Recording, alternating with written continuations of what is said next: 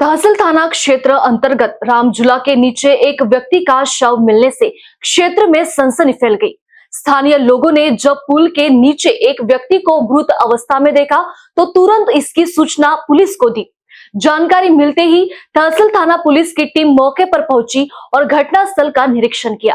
प्रारंभिक जांच में मृतक की उम्र लगभग 30 से 35 वर्ष के बीच बताई जा रही है। पुलिस के अनुसार मृतक के सिर पर पत्थर से वार किए जाने के निशान मिले हैं, जिससे उसकी हत्या किए जाने की आशंका जताई जा रही है। मृतक की जेब की तलाशी लेने पर कोई भी ऐसा पहचान पत्र या दस्तावेज नहीं मिला जिससे उसकी पहचान हो सके। हालांकि उसकी जेब से इतवारी रेलवे स्टेशन की प्लेटफॉर्म टिकट बरामद हुई है। पुलिस का अनुमान है कि मृतक दिहाड़ी मजदूर हो सकता है। प्राथमिक तौर पर आशंका जताई जा रही है कि किसी विवाद के चलते इस वारदात को अंजाम दिया गया होगा। फिलहाल पुलिस ने शव को पोस्टमार्टम के लिए भेज दिया है और अज्ञात के खिलाफ हत्या का मामला दर्ज कर आगे की जांच शुरू कर दी है। पुलिस आसपास के इलाकों रेलवे स्टेशन पर लगे सीसीटीवी फुटेज खंगालने के साथ साथ मृतक की शिनाख्त के प्रयास कर रही है। सर, आपल्या तहसील पोलीस स्टेशन अंतर्गत हत्येची घटना समोर आली आहे। नेमकी कोण आहे,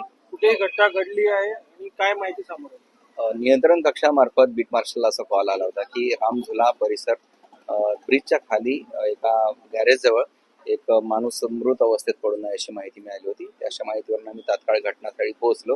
तिथे एक अंदाजे 30 ते 35 वर्ष वयोगटातील व्यक्ती आहे।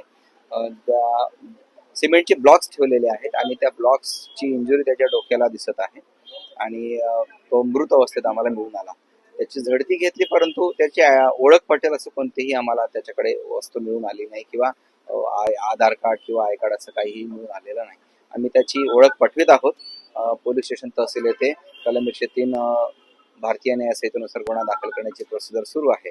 त्याची ओळख पटल्यानंतर नेमकं मारण्याचं कारण काय होतं, कोण मारलं याबद्दल आम्ही सखोल तपास करीत आहोत। कोण आहे, कुठला होता, काही माहिती प्राथमिक समोर आली आहे का? त्याच्यावरून काही डॉक्युमेंट्स प्राथमिक स्वरूपात अशी कोणतीही माहिती अगदी अधिकृतरित्या आम्ही तुम्हाला सांगू शकणार नाही, कारण तशी आमच्याकडे एक्झॅक्ट काही आता सध्या तरी माहिती नाही आहे। परंतु त्याबाबत आम्ही सखोल तपास करून सदर व्यक्ती कुठून आला, काय आला, रेल्वे स्टेशन मधून आलाय का, त्या परिसरामध्ये कोणाशी काही त्याचा वादविवाद झाला का, किंवा संत्रा मार्केट परिसरामध्ये पण अशा स्वरूपाचे जे व्यक्ती आहेत, कदाचित त्याच्या कपड्यावरून तो लेबर असावा असं वाटत आहे किंवा काम करणारा असावा असं वाटत आहे। तर त्या बाबतीत अधिक तपास करून आम्ही त्याचं आयडेंटिफिकेशन पटवून आरोपीपर्यंत पोहोचण्याचा प्रयत्न करत आहोत।